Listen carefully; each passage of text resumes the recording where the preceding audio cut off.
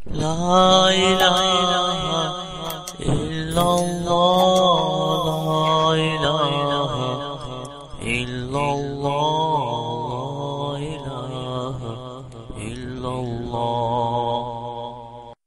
بسم الله الرحمن الرحيم.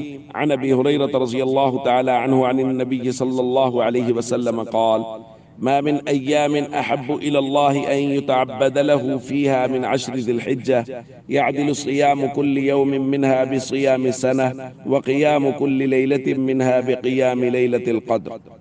رواہ ترمذی۔ نبی کریم صلی اللہ علیہ وسلم نے ارشاد فرمایا: ذی الحج کے ابتدائی 10 دنوں سے بڑھ کر کوئی دن ایسا نہیں جس کی عبادت اللہ کو زیادہ محبوب ہو۔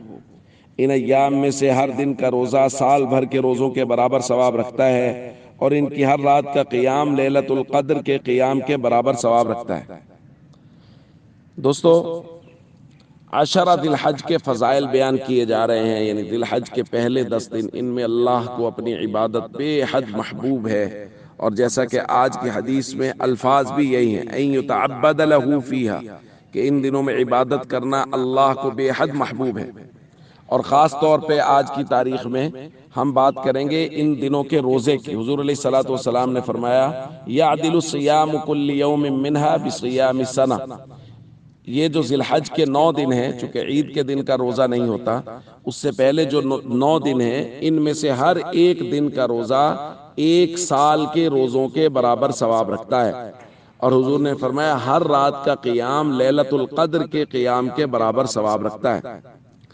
تو دوستو، ہم سب کو اس بات کا اہتمام کرنا چاہیے، جن لوگوں کے ذمے کوئی تھکا دینے والا کام نہیں ہے، جیسے بعض لوگ مزدوری کرتے ہیں یا کچھ اور ایسے کام، تو وہ لوگ تو ظاہر ہے ان کے لیے مشکل ہے، لیکن وہ لوگ جن کو فرصت ہوتی ہے، یا جو دفتر میں بیٹھ کے صرف کام کرنا ہوتا ہے، بیٹھ کے انہوں نے کوئی نہ کوئی دفتری کام دیکھنا ہوتا ہے، ان کو چاہیے کہ وہ ضرور بھی ضرور روزے رکھ لیں، چونکہ روزہ رکھنے سے اللہ رب العزت کا قرب حاصل ہوتا ہے، جیسا کہ ہم نے کل بات کی تھی۔